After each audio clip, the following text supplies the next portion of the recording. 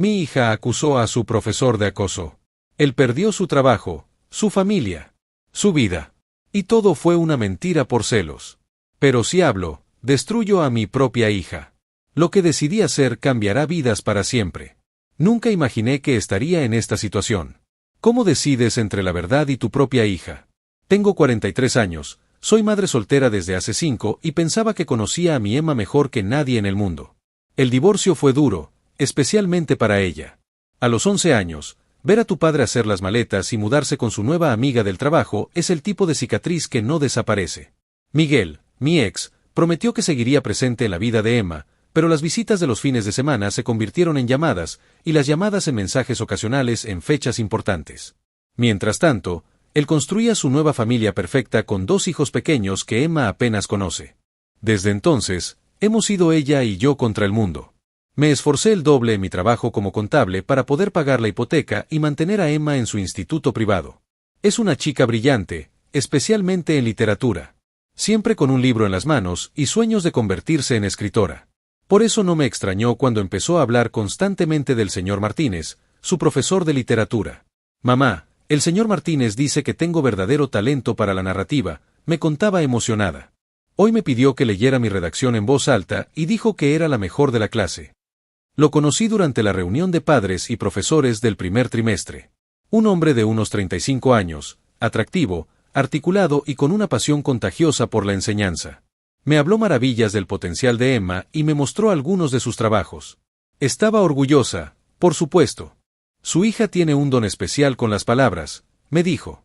Podría presentarse al concurso nacional de jóvenes escritores. Estaría encantado de ayudarla con su manuscrito. Emma estaba eufórica.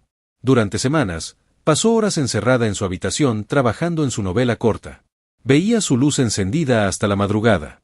Cuando le preguntaba si no era demasiado, me respondía que el señor Martínez le había dicho que los verdaderos escritores a veces tienen que sacrificar el sueño por la inspiración. Pero algo cambió hace un mes. Emma llegó un día del instituto con los ojos enrojecidos. Cuando le pregunté qué pasaba, me dijo que no era nada, solo estrés por los exámenes finales. Sin embargo, noté que ya no mencionaba al señor Martínez ni trabajaba en su novela. Pensé que era normal, los adolescentes tienen altibajos emocionales constantemente. Hasta ese martes. Estaba en una reunión importante cuando mi teléfono vibró con insistencia. Era el número del instituto. Sentí ese escalofrío que todas las madres conocemos cuando reciben una llamada inesperada sobre sus hijos. ¿Señora Vega? Soy la directora Sánchez. Necesitamos que venga inmediatamente al centro. Ha surgido un asunto muy grave relacionado con Emma. El tono de su voz me dejó helada. Salí disparada hacia el instituto sin dar apenas explicaciones a mis compañeros. Durante todo el trayecto, mi mente imaginó accidentes, peleas, drogas, pero nunca lo que me esperaba. En el despacho de la directora estaba Emma, con la mirada clavada en el suelo, y una orientadora escolar que no conocía. Por favor, siéntese, me indicó la directora con una expresión grave. Emma ha hecho una acusación muy seria contra uno de nuestros profesores. El señor Martínez. Mi corazón se detuvo un instante. ¿Qué tipo de acusación? La directora miró a Emma, quien seguía sin levantar la vista. Emma, ¿quieres contarle a tu madre lo que me has dicho? Mi hija levantó la mirada. Tenía los ojos rojos e hinchados. El señor Martínez me acosó, dijo con voz apenas audible. La habitación empezó a dar vueltas a mi alrededor. ¿Qué? ¿Cómo? ¿Cuándo? Entre sollozos, Emma contó que durante las tutorías individuales para su novela, el señor Martínez había comenzado a hacerle comentarios sobre su apariencia física. Según ella, la situación escaló hasta que la semana pasada, cuando se quedaron solos en el aula, intentó besarla y le tocó la pierna de manera inapropiada. Me dijo que era especial, que tenía un don que él podía ayudarme a desarrollar, explicó Emma entre lágrimas. Pero luego empezó a decirme que era hermosa y que le inspiraba. Yo me sentía incómoda, pero no quería ofenderlo porque es mi profesor favorito y necesito su recomendación para la universidad. La directora explicó que ya habían iniciado el protocolo oficial para estos casos. El señor Martínez había sido suspendido de forma cautelar mientras se investigaba la acusación. ¿Han llamado a la policía?, pregunté, aún aturdida. Emma es menor de edad. Por protocolo, debemos informar a las autoridades, pero antes queríamos hablar con usted, respondió la directora. Emma ha sido muy valiente al contar esto. Miré a mi hija. Parte de mí estaba conmocionada, incrédula, recordando al hombre apasionado que había conocido meses atrás. Pero la otra parte, la parte maternal, sentía una rabia creciente. ¿Cómo se había atrevido a tocar a mi niña? Emma, cariño, ¿estás completamente segura de lo que estás diciendo? Es una acusación muy grave. Emma me miró directamente a los ojos. Te lo juro, mamá. ¿Por qué iba a mentir sobre algo así? En ese momento, decidí creerle incondicionalmente. Era mi hija, mi única familia de verdad. ¿Qué debemos hacer ahora?, pregunté a la directora. Lo que siguió fue un torbellino. Declaraciones, formularios, reuniones con el equipo directivo. El instituto quería manejar el asunto con discreción, pero en una era de redes sociales, era cuestión de tiempo que la noticia se filtrara. Y así fue. 3 días después, un periódico local publicó la noticia: profesor de prestigioso instituto acusado de acosar a una alumna menor de edad. No mencionaban nombres por protección de menores, pero en un pueblo como el nuestro, los rumores vuelan. Todo el mundo sabía que se trataba de Emma y del señor Martínez. Vi al profesor una única vez después de la acusación. Estaba recogiendo a Emma a la salida, cuando lo vi salir del edificio administrativo. Parecía haber envejecido 10 años en una semana. Nuestras miradas se cruzaron un instante. No vi rabia en sus ojos, solo una profunda tristeza y confusión. Apartó la mirada rápidamente y se dirigió hacia su coche, donde una mujer lo esperaba con un niño pequeño en brazos. Su familia. Por un momento fugaz, sentí una punzada de duda. Pero la ahogué de inmediato. Mi lealtad estaba con Emma. Esa noche, mi hija tuvo una crisis de ansiedad. La encontré hiperventilando en su habitación. Todo el instituto lo sabe, sollozó. Hay gente que dice que estoy mintiendo para llamar la atención. La abracé con fuerza. Estoy contigo, mi niña. Siempre. Juntas superaremos esto. Pero mientras la consolaba, no podía quitarme de la cabeza la imagen del señor Martínez y su familia. ¿Realmente ese hombre, que había inspirado tanto a mi hija, era un depredador? ¿O había algo más en esta historia que yo no estaba viendo? No sabía entonces que pronto tendría la respuesta. Y que no me gustaría en absoluto. Las 2 semanas siguientes fueron un infierno. Emma dejó de ir al instituto temporalmente mientras la investigación seguía su curso.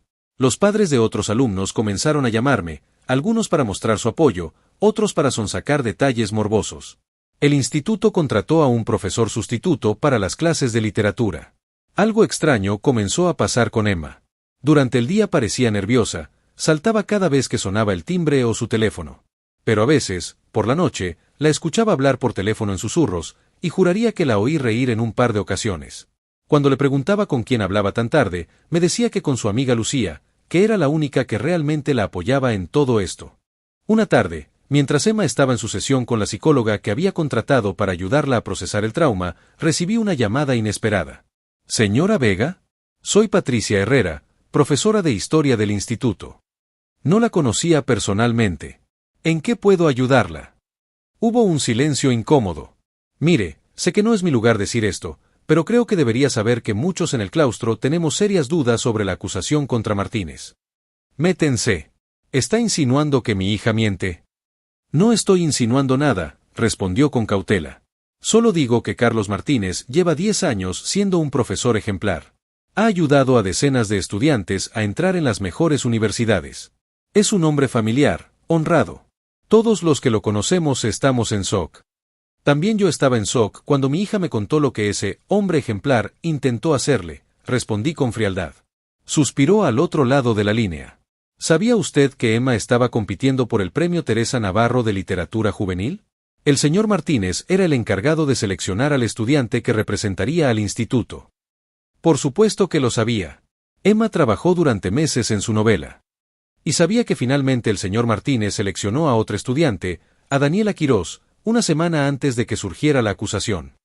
Aquello me sorprendió. Emma nunca me había mencionado que no hubiera sido seleccionada. No veo qué tiene que ver eso con... Solo piénselo, señora Vega. Carlos ha perdido su trabajo, su reputación está destruida, y su mujer se ha llevado a su hijo de 3 años a casa de sus padres. Todo por la palabra de una adolescente que acaba de sufrir una gran decepción profesional. Colgué sin despedirme. ¿Cómo se atrevía a llamarme para defender a ese depredador? Sin embargo, una semilla de duda había sido plantada. ¿Por qué Emma no me había contado lo del concurso? Esa misma tarde, mientras recogía la ropa sucia de la habitación de Emma, noté algo que sobresalía bajo su colchón. No soy el tipo de madre que registra las cosas de su hija, pero algo me impulsó a mirar. Era un cuaderno de tapas negras. Su diario. Me debatí moralmente unos minutos. ¿Tenía derecho a leerlo? Normalmente, respetaría su privacidad, pero las circunstancias no eran normales. Mi mano tembló cuando lo abrí. Las primeras páginas eran lo que esperarías del diario de una adolescente. Frustraciones escolares, comentarios sobre compañeros de clase, alguna mención a chicos que le gustaban. Y muchas entradas sobre el señor Martínez. Hoy el señor me dijo que mi análisis de 100 años de soledad era brillante. Me miró de una forma especial. Creo que ve algo en mí que nadie más ve. El señor M me pidió que me quedara después de clase para hablar de mi novela. Me dijo que tengo una sensibilidad única para captar la esencia de los personajes. Sus ojos brillaban cuando hablaba de mi talento. Las entradas continuaban así durante semanas, cada vez más personales. No puedo concentrarme en clase. Solo pienso en él. En cómo gesticula cuando se emociona hablando de Lorca. En cómo se le forma esa pequeña arruga en la frente cuando lee algo que le conmueve. Es tan diferente a los chicos de mi edad. Mi corazón se aceleró. ¿Mi hija estaba enamorada de su profesor? Seguí leyendo y las entradas tomaron un giro oscuro unas semanas atrás. El señor M ha elegido a Daniela para representar al instituto en el concurso. A Daniela. Dice que su novela tiene mayor madurez narrativa. ¿Madurez? Todos saben que su padre es editor. Seguro que le ha ayudado. O quizás hay algo más. He visto cómo la mira en clase. Cómo le sonríe. Probablemente le haya dado clases particulares, como a mí. No es justo. Yo tengo más talento. Yo me lo merezco más. La entrada del día siguiente me dejó helada. Lucía dice que debería vengarme. Al principio pensé que estaba loca, pero ahora no dejo de darle vueltas. ¿Y si el señor me hiciera algo inapropiado? ¿Y si intentara propasarse conmigo? Nadie lo dudaría. Es un hombre atractivo, todos asumirían que se aprovecha de su posición. Yo solo tendría que decirlo. Sin pruebas, claro, pero ¿quién no creería a la pobre estudiante traumatizada? Sería su palabra contra la mía. Y la gente siempre se pone de parte de la víctima, ¿no? Lucía dice que es la única forma de que pague por haberme traicionado. Todavía no estoy segura. Y luego, la entrada del día antes de la acusación. Está decidido.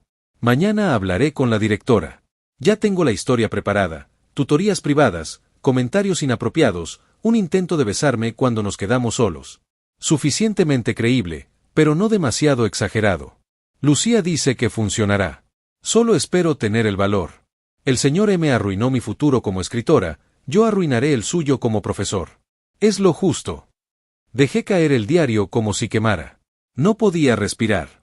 Me senté en la cama de Emma, tratando de procesar lo que acababa de leer. Mi hija, mi Emma, había fabricado una acusación falsa contra un hombre inocente. Por despecho. Por celos. Por no haber sido elegida para un concurso. Recuerdo perfectamente el momento en que la puerta de la entrada se abrió y Emma llegó de su sesión con la psicóloga. Me encontró sentada en su habitación, con su diario abierto sobre mi regazo. Nuestras miradas se encontraron y en sus ojos vi el pánico. Mamá, ¿qué haces con eso? Es privado. Me levanté lentamente, sosteniendo el diario. ¿Es cierto, Emma? Inventaste todo lo del señor Martínez. Intentó arrebatarme el diario. No tienes derecho a leer mis cosas. Respóndeme, grité, perdiendo los nervios por primera vez. ¿El señor Martínez te acosó o no? Emma retrocedió, sorprendida por mi reacción. Luego su expresión se endureció. No sé de qué hablas. Claro que me acosó. Ya lo he contado 1000 veces. Le mostré las páginas con sus propias palabras. Explícame esto, entonces. Su fachada comenzó a resquebrajarse. Intentó mantener la compostura, inventar alguna explicación, pero finalmente se derrumbó. Cayó de rodillas, sollozando incontrolablemente. Lo siento, mamá. Lo siento mucho. No pensé que llegaría tan lejos. Solo quería que supiera lo que se siente cuando te arruinan el futuro. La miré, incapaz de reconocer a mi propia hija. ¿Te das cuenta de lo que has hecho? Has destruido la vida de un hombre inocente. Su carrera, su matrimonio, su reputación, todo. Entre lágrimas, Emma me contó toda la verdad. Cómo se había obsesionado con el señor Martínez, no solo por su talento como profesor, sino porque representaba la figura paterna que su propio padre nunca había sido. Como había depositado todas sus esperanzas en el concurso, convencida de que ganaría y finalmente obtendría el reconocimiento que anhelaba. Y como la decisión del profesor de elegir a otro estudiante había desatado una rabia y unos celos que nunca había experimentado. Daniela ni siquiera se esfuerza como yo, sollozó. Su padre conoce a todo el mundo en el mundo editorial. Ella ya tiene asegurado su futuro. Era mi única oportunidad. Sacudí la cabeza, incapaz aún de asimilar la magnitud de lo ocurrido. ¿Y Lucía? ¿Ella te animó a hacer esto? Emma bajó la mirada. Lucía solo dijo lo que yo ya estaba pensando. Fue idea mía, mamá. La culpa es solo mía. Me senté junto a ella, sintiendo un peso insoportable sobre mis hombros. Tendremos que hablar con la directora. Decir la verdad. Emma me miró con pánico. No. No puedes hacer eso. Me expulsarán. No podré entrar en ninguna universidad. Mi vida estará arruinada. ¿Y qué hay de la vida del señor Martínez? Ya está arruinada. Mi hija se aferró a mi brazo. Por favor, mamá. Por favor. Encontraremos otra forma. Te lo suplico. Esa noche, mientras Emma finalmente dormía exhausta de tanto llorar, me senté en la cocina con una taza de té frío entre las manos. Revisé las noticias locales en mi teléfono. Había un nuevo artículo sobre el caso. Profesor acusado de acoso se encuentra en estado grave tras intento de suicidio. El señor Martínez había ingerido una sobredosis de medicamentos en un motel a las afueras del pueblo. Lo habían encontrado a tiempo, pero estaba hospitalizado en estado grave. Dejé caer el teléfono. ¿Qué había hecho mi hija? ¿Qué había hecho yo al creerle ciegamente? Y lo más importante, ¿qué debía hacer ahora? ¿Revelar la verdad y destruir el futuro de mi propia hija? ¿O guardar silencio y vivir con la culpa de haber participado en la destrucción de un hombre inocente? Nunca me había sentido tan sola y perdida como aquella noche, atrapada en un dilema moral para el que no parecía haber solución correcta.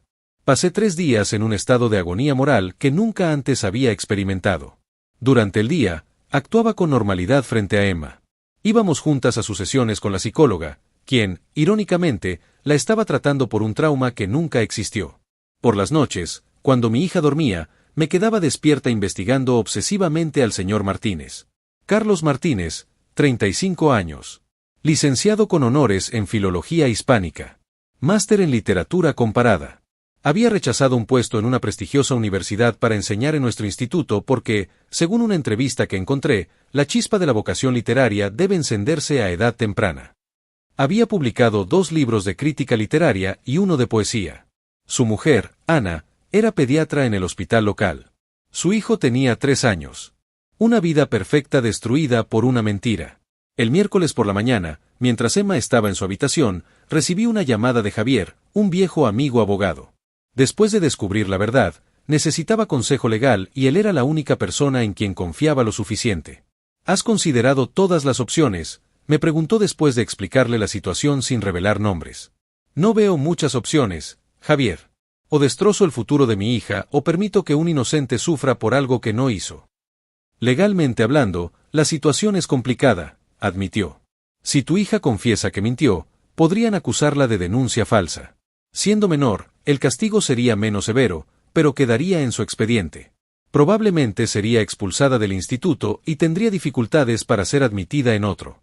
Y el profesor podría demandarlos por daños y perjuicios. La realidad de las consecuencias me golpeó con toda su fuerza. ¿Y si no decimos nada? Hubo un silencio al otro lado de la línea. Entonces ese hombre quedará marcado de por vida como un depredador sexual. Incluso si no presentan cargos criminales, su carrera como educador ha terminado. Nadie contrata a un profesor acusado de acosar a una estudiante, aunque no haya sido condenado. Es su palabra contra la de tu hija, y en estos casos, la sociedad tiende a creer a la supuesta víctima. Después de colgar, me serví una copa de vino. Eran las 11 de la mañana, pero la necesitaba. ¿Qué clase de madre sería si sacrificara el futuro de mi propia hija? Pero, ¿qué clase de persona sería si permitiera que un inocente cargara con una culpa que no le correspondía? El jueves tomé una decisión. Habría una tercera vía. No sería perfecta, no sería completamente justa, pero sería lo mejor que podía hacer en estas circunstancias imposibles. Primero, necesitaba pruebas tangibles. Entré en la habitación de Emma mientras estaba en la ducha y tomé su teléfono. Conocía su contraseña, su fecha de nacimiento, demasiado obvia. Encontré rápidamente los mensajes con Lucía que confirmaban todo, la planificación de la mentira, la elaboración de la falsa acusación, incluso bromas sobre la reacción del profesor. Los envié a mi correo electrónico. Luego busqué información sobre Ana Martínez, la esposa del profesor. Trabajaba en pediatría del Hospital Santa Clara. Esa misma tarde, fingí un dolor de garganta de Emma y pedí cita en urgencias pediátricas. Tuvimos suerte, si es que se puede llamar así. La doctora Martínez fue quien nos atendió. Era una mujer hermosa, de rostro amable pero con profundas ojeras que hablaban del infierno que estaba viviendo. Mientras examinaba la garganta inexistente de Emma, estudié su rostro y me pregunté si sabría quién era yo, quién era mi hija. Todo parece normal, dijo finalmente. Quizás algo de irritación por el cambio de tiempo. Le recetaré un jarabe. Cuando Emma salió un momento para ir al baño, me armé de valor. Doctora Martínez, sé quién es usted. Y usted probablemente sabe quién soy yo. Se quedó paralizada, con la receta a medio escribir. Levantó la mirada lentamente. Usted es la madre de... Asentí. Necesito hablar con usted en privado. Es sobre su marido, y es importante. Noté cómo se tensaba. No tenemos nada de qué hablar. Estoy trabajando. Por favor, supliqué en voz baja. 5 minutos. Por el bien de Carlos. Me miró durante un largo momento, con una mezcla de dolor y rabia en sus ojos. Finalmente, asintió brevemente. Mi turno termina a las 8. Estaré en la cafetería del hospital. Cuando Emma regresó, la doctora ya había recuperado su compostura profesional. Nos despedimos como si fuéramos simples desconocidas.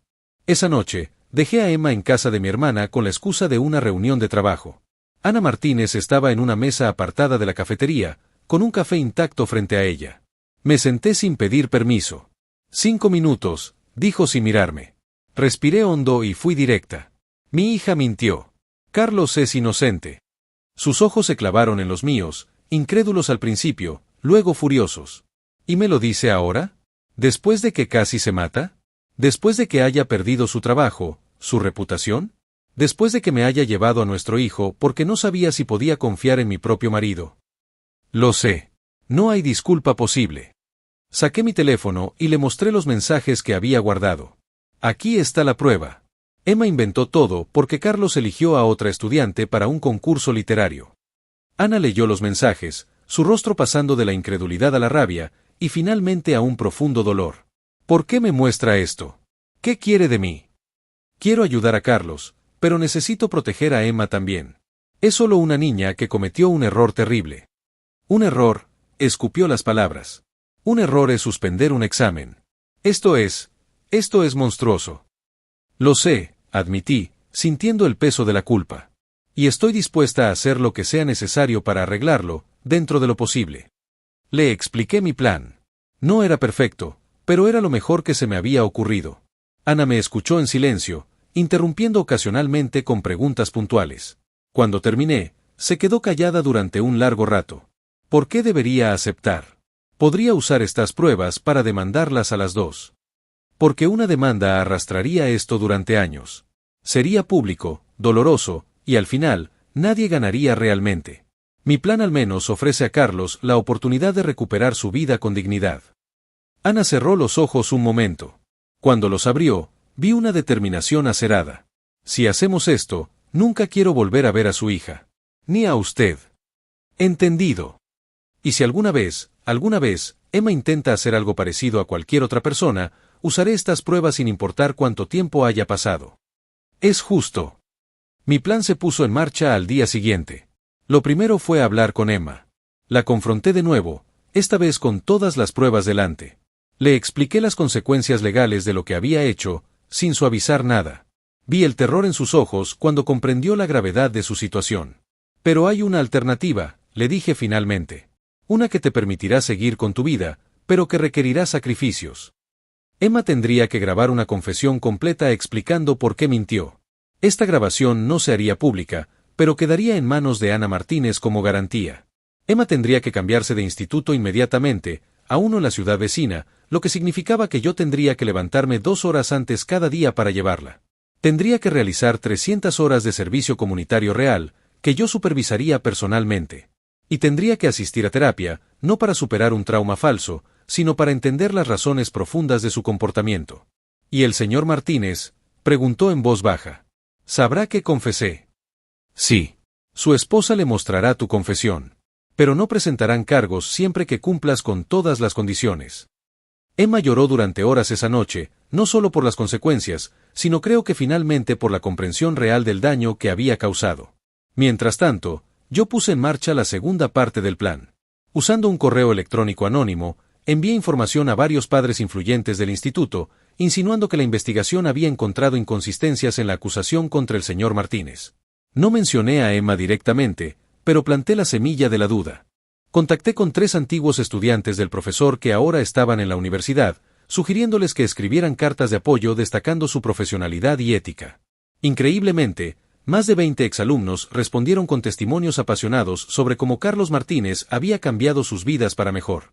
A través de mi amigo abogado, hicimos llegar información confidencial a la junta directiva del instituto, sugiriendo que se había producido un error de procedimiento en la investigación y que habría consecuencias legales si no se manejaba correctamente. 2 semanas después de mi reunión con Ana, el instituto emitió un comunicado lacónico anunciando que, tras una investigación exhaustiva, no se han encontrado pruebas que sustenten las acusaciones contra el profesor Carlos Martínez. Le ofrecieron reinstalarlo en su puesto, con una compensación económica por los días no trabajados. Carlos Martínez no volvió inmediatamente. Según Ana, estaba aún recuperándose física y emocionalmente. Pero 3 meses después, regresó al aula. Muchos padres lo recibieron con genuino apoyo. Otros seguían recelosos, por supuesto. Ese tipo de sospecha nunca desaparece del todo. Ana también volvió con él, trayendo a su hijo de vuelta al hogar familiar. No fue fácil, me contó uno de los profesores con los que mantuve contacto. Tuvieron que ir a terapia de pareja, reconstruir la confianza perdida. Pero lo estaban intentando. En cuanto a Emma y yo, cumplimos nuestra parte del trato. Se cambió de instituto. Realizó sus horas de servicio comunitario en un centro de ancianos donde, irónicamente, descubrió una verdadera vocación por escuchar y contar historias.